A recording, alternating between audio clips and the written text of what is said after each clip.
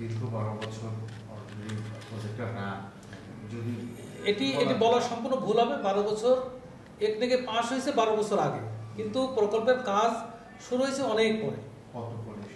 কত পরে বলতে আমরা বলতে পারি যে এখানে 2017-র পরে যে মোবিলাইজেশন, কন্ট্রাক্টর ঠিকাদার নিয়োগ হতে, ঠিকাদার মোবিলাইজ করতে, সেটি ইফেক্টিভলি, তারপরে কোভিড আসলো 2 বছর, 17-র শেষের দিকে এসে কাজ শুরু হয়। 12 বছর একদিকে পাস হয়েছে 2012-তে, কিন্তু প্রকল্পের কাজ তো আর 12-তে শুরু হয়নি, ঠিক আছে। আর এখানে আমি বলি, কোম্পানির যিনি পিডি ছিলেন উনি এমডি ছিল দীর্ঘদিন যাবত। আমি এখানে সেকেন্ড এমডি, দেখছেন আমি ফেব্রুয়ারি মাসে জয়েন করেছি। এর আগে একজন ছিল শফিকুল ইসলাম, এর আগে পিডি যিনি ছিলেন উনি কোম্পানির এমডি দায়িত্ব পালন করতো। মানে শফিকুল ইসলাম থাকবে না, ওনারও অবস্থা দেখেন। উনি কত সাল থেকে, 20 নভেম্বর থেকে, হ্যাঁ উনি 20 সালের নভেম্বর। এর আগে প্রকল্প যখন হয়েছে তখন থেকে পিডি এমডির দায়িত্ব পালন করতো। তাহলে আপনাদের বাসের জায়গা কি কেনা মানে নির্ধারণ হয়েছে? সেখানে কি কার্যক্রম অলরেডি শুরু করেছে? বাসের কি মানে বাস যেখানে রাখবেন ডিপো তো গাজীপুর, দেখেন গাজীপুরে আমাদের ডিপো আছে। ডিপো তো অনেক আগেই কমপ্লিট হয়ে আছে। আচ্ছা, এখন শুধু বাস কেনাটাও টেন্ডারিং প্রসেসের একটা ফাইনাল স্টেজে আছে।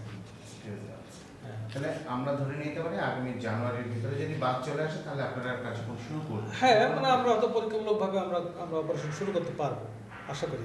আমরা আশা করছি আর কি।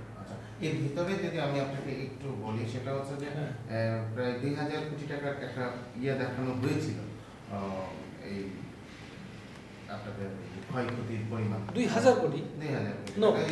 আমাদের এখানে 2000 কোটির কোনো ক্ষয়ক্ষতি হয়নি।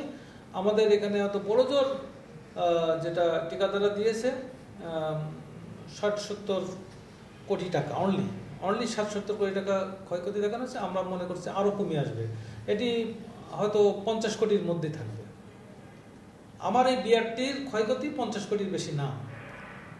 আমার এই বিআরটি ঢাকা বাস রেমিট ট্রানজিটে যে ক্ষয়ক্ষতি হয়েছে, আমাদের শুধু এসকেলেটর টাইম আগুন দিয়েছে, আর অন্য কিছু তো আমার এখনো মানে ভাঙার মতো কিছু নাই।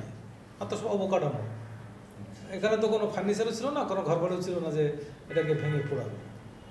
সেখানে আমরা ধরে নিচ্ছি যে আমাদের হয়তো, আমরা এখনো ফাইনাল ডিটারমিনেশনে যাই নেই, হয়তো আমার হয়তো 50 কোটির মধ্যেই থাকবে আমরা আশা করছি টোটাল ক্ষয়ক্ষতি। তো এটা রিপ্লেস করে হয়তো কিছু রিপেয়ার করা যাবে, কিছু রিপ্লেস হবে। তো আশা করছি আমরা যে সব কিছুই ঠিকঠাক মতো থাকবে। ঠিক আছে, থ্যাংক ইউ।